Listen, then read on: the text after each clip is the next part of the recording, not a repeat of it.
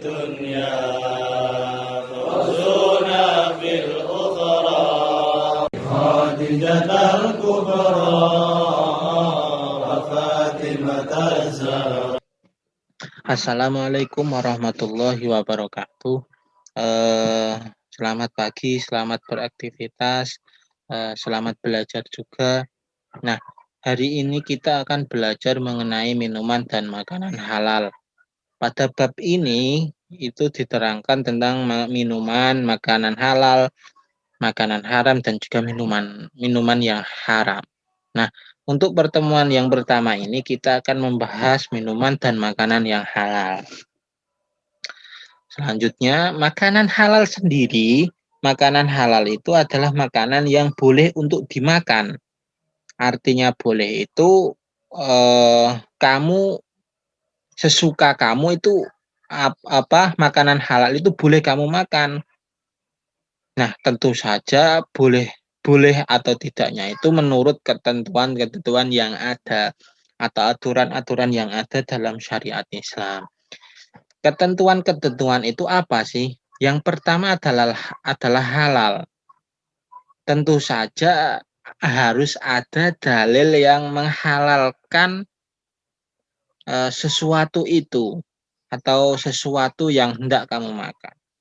Contohnya kambing misalnya. Kambing itu jelas halal karena ada di dalam hadis yang mengatakan bahwa kambing itu merupakan makanan yang halal. Harus ada zatnya, itu harus halal.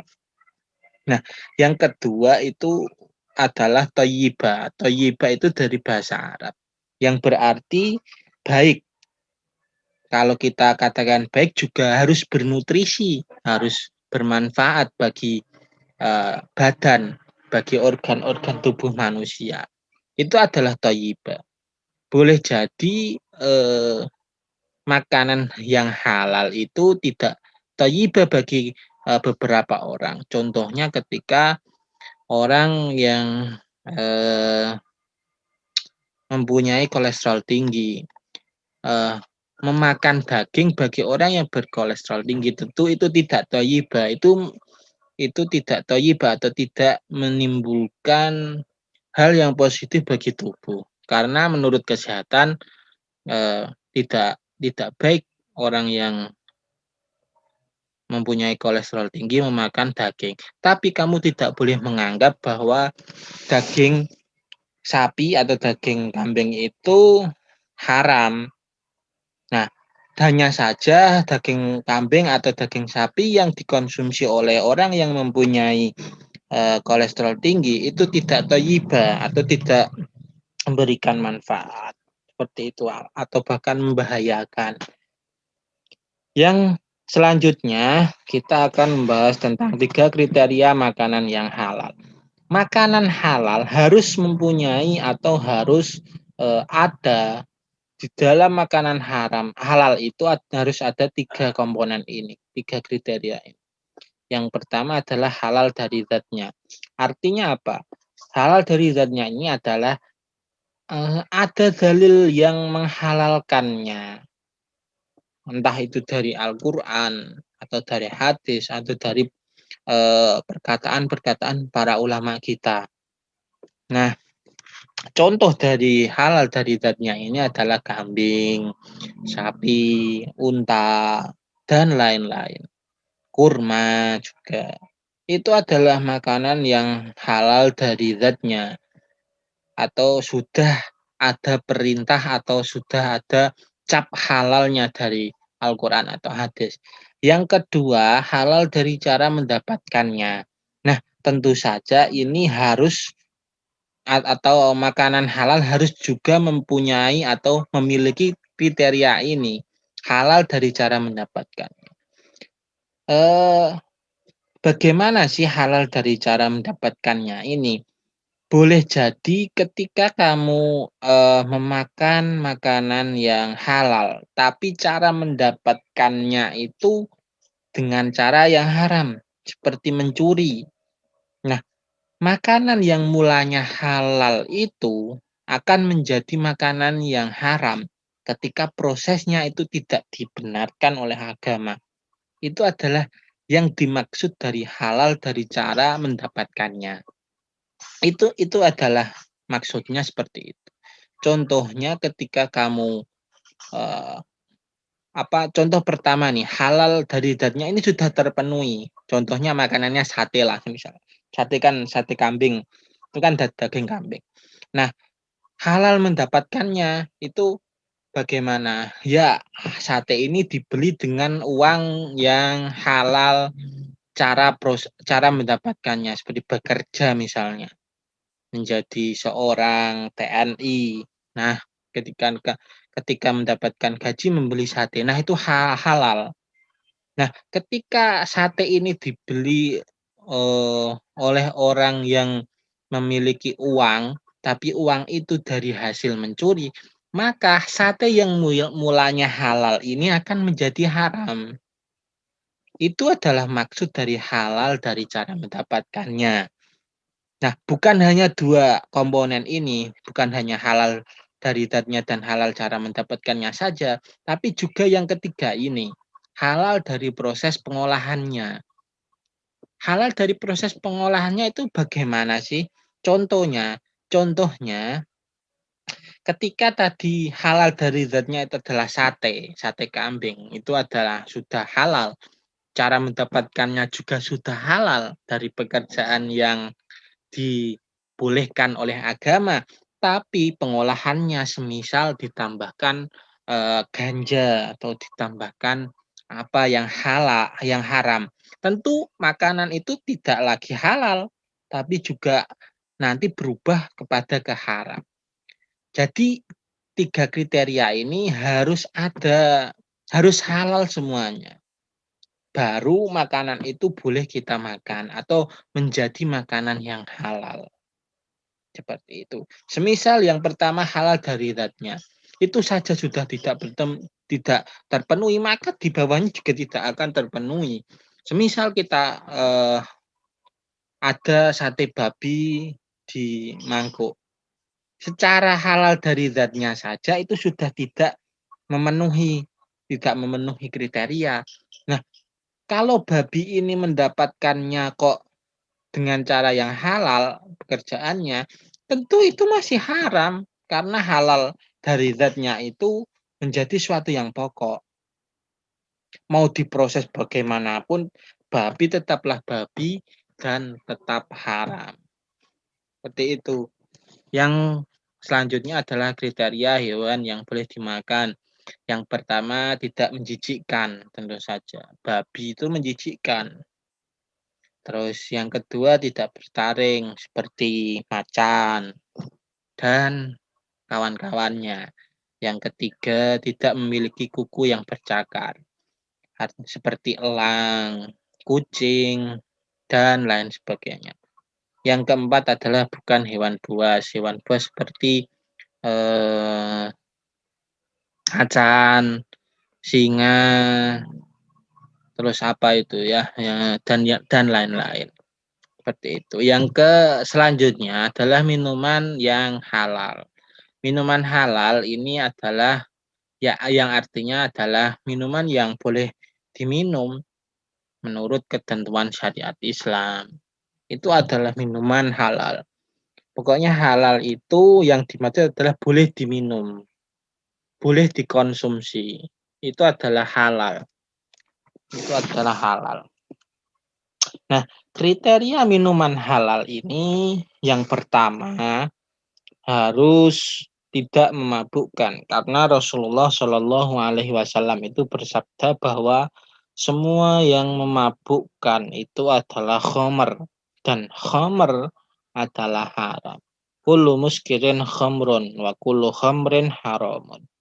Nah, semua perkara yang memabukkan, entah itu minuman, entah itu nanti diubah menjadi obat-obatan, itu menjadi haram. Itu adalah yang diharamkan oleh agama. Nah, ketika minuman itu diminum, minuman-minuman keras itu atau minuman yang haram itu diminum dan memabukkan, kamu mencicipi sedikit saja walaupun tidak memabukkan itu sudah haram. Jadi diharamkannya itu tidak kok yang banyak, tapi yang sedikit walaupun kamu mencicipi tapi tidak mabuk, itu juga haram. Seperti itu yang dimaksud memabukkan, bukan kok harus langsung mabuk baru haram, tidak. Yang dimaksud adalah ketika kamu sudah tahu barang itu memabukkan dan kamu mencicipinya walaupun sedikit dan tidak memabukkan, itu tetap haram. Yang kedua adalah tidak mendatangkan mudarat. Nah, artinya harus mendapatkan manfaat. Nah, minuman-minuman yang halal itu kan malah merusak organ-organ tertentu dalam tubuh manusia. Nah, yang ketiga adalah tidak najis. Najis itu seperti minum darah, terus minum air kencing, terus dan yang lain-lain. Pokoknya yang najis lah. Yang ketiga diperoleh dengan cara yang halal. Tentu saja seperti yang Bapak terangkan tadi. Nah, yang selanjutnya manfaat makanan dan minuman yang halal. Yang pertama adalah mendapatkan ridho dari Allah Subhanahu wa taala. Karena memakan makanan yang halal dan meminum minuman yang halal ini diperintahkan oleh Allah Subhanahu wa taala.